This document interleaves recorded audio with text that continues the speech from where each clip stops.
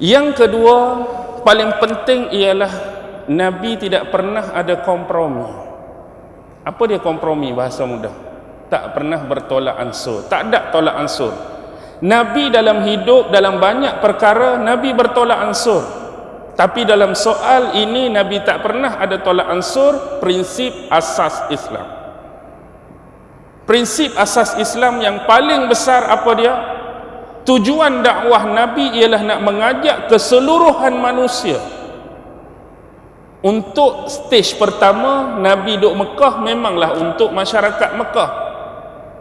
Nabi ke Madinah untuk Madinah. Dan seterusnya Islam yang sebenar ni disambung secara bertali alus. Tak kiralah sahabat tabi'in oleh ulama-ulama. Poin dia sebenarnya sampailah seluruh alam ini diislamkan.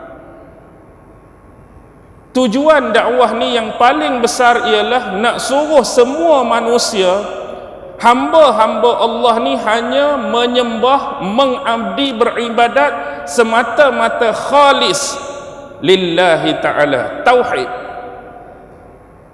Maksudnya semua orang sembah Allah, semua orang mengabdi kepada Allah, jangan ada sebarang bentuk unsur kesyirikan. Jangan ada unsur syirik dengan Allah, satu-satunya dosa yang tiada ampunan Allah. Kita ni manusia, kita pendosa. Dosa-dosa yang kita buat ni masih ada lagi ampunan daripada Allah. Tapi satu dosa yang Allah tak akan ampun ialah buat syirik pada dia, mempersekutu atau memperduakan Allah. Dan yang jelas berlaku ketika Rasulullah berada di Mekah.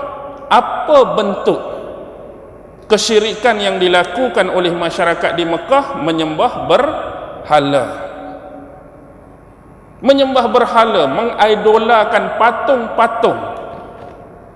Mereka bukan tak percaya pada Tuhan. Masih ada lagi sisa-sisa apa yang ditinggalkan, dipanggil sebagai agama Ibrahimik ni. Yang Nabi Ibrahim tu percaya kepada Allah. Sebab itulah ada sebahagian ayat Quran menyebut wala in sa'altahum man khalaqas samawati wal ard la yaqulunallah. Sekiranya kamu bertanyakan, mempersoalkan kepada mereka, kalau tanya pada mereka siapa yang jadikan langit dan bumi, nescaya jawapan dia apa? La yaqulunallah. Mereka akan jawab Allah, bukan berhala tu. Kalau kita tanya pada mereka, siapa yang buat langit bumi? Allah. Siapa yang buat kamu? Allah. Siapa Tuhan kamu? Allah. Yang bermasalah pada mereka ialah mendua dan mensyirikkan Allah melalui wasilah patung-patung berhala. Tu yang jadi salah. Jadi Nabi mari bukan nak buang kepercayaan hak Allah tu dah. Nak buang apa yang jadi sekutu bagi Allah. Tolong buang berhala, tolong hapuskan berhala, tolong pecahkan berhala, tolong jauhkan diri kamu daripada konsep keberhalaan. Nak sembah Allah semata-mata Allah Subhanahu wa ta'ala. Jadi atas sebab inilah dakwah Nabi ditolak. Sebab bagi mereka yang mereka terima ini adalah daripada nenek moyang. Kita bukan mempersoalkan kemuliaan atau tidak kemuliaan pada apa yang ditinggalkan oleh nenek moyang, tetapi apa yang ditinggalkan oleh nenek moyang perlu diperhalusi dengan nama agama tadi. Sekiranya apa yang ditinggalkan oleh orang-orang tua kita, moyang kita, datuk nenek kita sejalan dan selari dengan apa yang disebutkan oleh agama, go on, teruskan. Tetapi sekiranya berlawanan, maka kita terpaksa kerat, kita terpaksa stop, kita terpaksa tinggal. Contoh yang paling jelas, penyembahan berhala. Walaupun disebut, oh tok kita sembah berhala dulu, moyang kita sembah berhala dulu, tok kita dulu berhala, jelas dia tu mensyirikkan Allah, tinggalkan. Tok kita berniaga, tok kita berjual beli, tok kita berdagang, benda tu salah ke tak? Tak salah, niaga. Go on lah. Walaupun hak tu pun tok juga dia berniaga, niaga lah. Tok kita dulu jamu orang makan, buat baik kat orang, bagus. Go on lah. Tok kita dulu berzina, tok dulu kita minum arak. Jadi kita tak boleh jadikan benda hak salah tu, tok aku dulu boleh berzina minum arak, takkan aku tak boleh. Dan benda tu salah, tinggalkan. Agama pun larang. Jadi bila Nabi nak buat benda ni, Nabi dapat tentangan, tuan-tuan. Dan satu lagi kita kena ingat, akidah ni bukan setakat kepercayaan.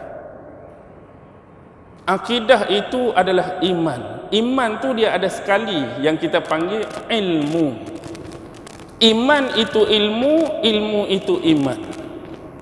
Kenapa? Iman itu apa dia? Kepercayaan. Akidah kita.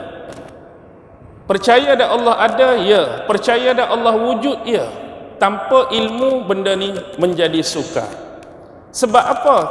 Iman itu ilmu, ilmu itu iman, kerana orang akan mempersoalkan keimanan tersebut. Kalau tak ada ilmu, maka fail dah dia. Bagaimana bila orang mempersoalkan siapa Tuhan kamu? Allah. Jadi cuba kamu cerita pasal Allah. Aku pun tak tahulah. Orang suruh Allah, aku pun Allah lah. Maksudnya kita beriman tapi kita jahil tentang dia, masih belum cukup keimanan kita. Sebab apa perlu ada ilmu? Kerana kita nak menjelaskan dan menerangkan tentang Tuhan yang kita percaya dan kita iktikadkan tu. Tuhan kamu siapa? Allah. Cuba kamu cerita, inilah ilmu. Allah tu macam ni, sifat dia macam ni, nama-nama dia macam ni, yang wajib dia macam ni, yang haruh pada dia macam ni, yang mustahil dia pada ni. Ada ilmu baru kita boleh cerita. Begitu juga Nabi. Boleh tak kata, okey, apa dia Nabi? Aku pun dah orang suruh beriman Nabi, Nabi lah, tapi aku pun tak tahu Nabi itu menatang apa. Rasul tu apa benda? Sifat haruh pada dia apa aku tak tahu. Tak logik. Kita kena berilmu tentang Nabi, berilmu tentang Rasul, berilmu tentang malaikat, berilmu tentang hari kiamat, qada-qada, habis.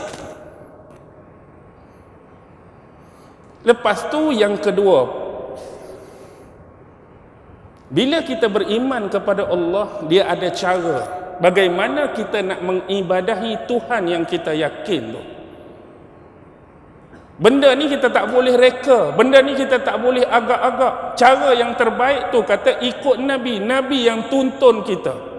Salah satu ibadat khusus yang diajar dalam agama ialah solat, semayang. Semayang ni ialah hubungan antara kita dengan Tuhan. Bila sebut semayang, dia ada cara, dia ada tata cara, dia ada kaedah, dia ada pelaksanaan dia. Lagu mana nak buat tak boleh reka. Hang semayang, semayang. Hang semayang lagu mana? Aku Allahu Akbar. Hang aku Allahu Akbar. Hang aku Allahu Akbar. Pasal apa lagu ni? Nak reka-reka. Hang ni reka, hang ni reka. Tapi nak kata aku semayang, aku semayang, aku semayang. Tak. Hak kamu Allahu Akbar ni ambil tang mana? Aku belajar daripada hadis Nabi, Nabi semayang. Belakang tu sahabat tu tengok lagu ni. Tak ada hak lagu ni, tak ada hak lagu ni. Jadi orang hak dakwa lagu ni dengan lagu ni tadi tertolak dah. Sebab tak ada sumber, tak ada hujah. Okey, kata hang nak semayang lagu ni tu, main tang mana? Hang ambil kat siapa? Jadi reka-reka. Jadi hak reka-reka, hak was-was apa ni tolak tepi. Ambil hak benar, hak betul, hak ada rukuk, hak sujud, ikut sebagaimana yang kita terima. Jadi nak mengibadahi Allah tu ada cara. Tak kena cara, tak betul walaupun kita percaya. Hang percaya Tuhan mana? Percaya Tuhan ni. Semayang berapa kali? 5 kali. Hang percaya Tuhan mana? Aku percaya Tuhan ni. Tapi hang semayang, aku 14 kali. Tang mana hang ambil 14 kali? Semayang juga dia dakwa, tapi 14 kali. Orang lain semua 5, hang ni mai ikut mana 14? Nah, maksudnya kena kemukakan hak 14 tu, apa hujah dia, apa bukti dia, apa dalil dia. Kalau dalil dia tak kena dan dia tak betul, maka itu tertolak. Jadi cara berakidah kena ikut Nabi, cara kita nak mengabdi, menyembah dalam apa juga ikut Nabi. Sebagai contoh, Nabi tak ada kompromi pasal ni. Tuan-tuan baca kuliah ayyuhal kafirun. Pasal apa surah ni turun pada Nabi? Asbabun nuzul, sebab-sebab surah kuliah ayyuhal kafirun turun pada Nabi kerana satu hari ni berapa pembesar kafir musyrikin Mekah datang jumpa Nabi. Mereka nak berkompromi dengan Nabi, menawarkan sesuatu. Nabi berdakwah, mereka suruh berhenti, Nabi tak mau berhenti. Nabi dakwah mereka, mereka tak mau terima. Jadi cara penyelesaian, Berkompromi apa? Mereka menawarkan penggiliran, bentuk keimanan dan bentuk ibadah. Setiap tahun ni, contoh lagu ni lah nak bagi mudah faham. Okey Muhammad, tahun pertama kami akan beriman dengan Tuhan kamu, lepas tu kami pun akan beribadat, cara kami semayang, cara kami sembah Tuhan pun ikut kamu. Maksudnya kalau kamu semayang, kami pun akan semayang. Tapi tahun depan, kalau kami sembah berhala, kamu pun kena sembah berhala. Gile-gile. Baru fair kan? Tahun ketiga, semayang balik. Tahun keempat, berhala balik. Tahun kelima, semayang. Tahun keenam, berhala balik. Gile-gile. Lagu mana? Apa pandangan kamu? Nabi terima kan Nabi tolak? Jelas. Last sekali Allah kata apa? Lakum dinukum waliyadin. Kamu agama kamu, kami agama kami. Tak ada kompromi. Kamu dengan agama kamu, kamu nak buat ibadat lagu mana pun buat. Kami dengan agama kami, jelas akidah kami, kami beribadat sebagaimana yang dituntun oleh Rasulullah sallallahu alaihi wasallam. Kalau Nabi terima, tang mana masalah bermula? Kalau, maksudnya confirm dah Nabi tak terima, kita kata kalau Nabi terima, dia akan bermasalah pada awal dakwah Nabi. Kalau Nabi terima pada masa tu, orang akan bercakap apa? Peliknya Muhammad ni, dakwah dia bukan main sakan lagi, tinggalkan berhala, sembah Tuhan yang Maha Satu. Tiba-tiba dia boleh bersetuju juga dengan penawaran bergile-gile tadi. Automatik bila Nabi setuju bergile-gile, Nabi pun kena buat sebagaimana yang mereka buat. Sedangkan mulut Nabi berdakwah, tinggalkan berhala, tahun kedua Nabi pun kena sembah berhala. Boleh faham dah maksud saya tu? Jadi sebab tu Nabi tak buat. Sebab tu kalau Nabi buat, dia akan jadi, kita andaikan secara bodoh, saya katakan andaian bodoh lah. Kita tengok di negara kita ada berapa kurang-kurang agama, kita letaklah 5 dah. Islam, Kristian, Yahudi, Hindu, Buddha. Kalaulah terima kompromi bergile-gile ni, tahun pertama sunyi gereja, sunyi tokong, sunyi kuil. Pasal apa? Semua geng-geng tu pakat semayang tarawih sekali dengan kita. Sebab apa? Tahun pertama semua orang kena datang masjid beragama Islam, ikut cara ibadat orang Islam, penuh masjid. Tapi bila masuk tahun kedua, contoh tahun kedua, tang mana? Katakanlah di kuil, tahun kedua. Masjid pada masa tu tak ada siapa dah. Mari bulan Ramadan pun tak ada orang. Mari semayang tarawih pun tak ada orang. Isra' Mi'raj pun tak ada orang. Duduk di mana semua? Duduk di kuil. Teng. Siapa duduk pegang loceng tu? Bukan Tok Imam kita ke? Tok Imam kita tu nak buat lagu mana? Tahun kedua tempat depa. Contoh Tok Imam. Tu contoh kita kata.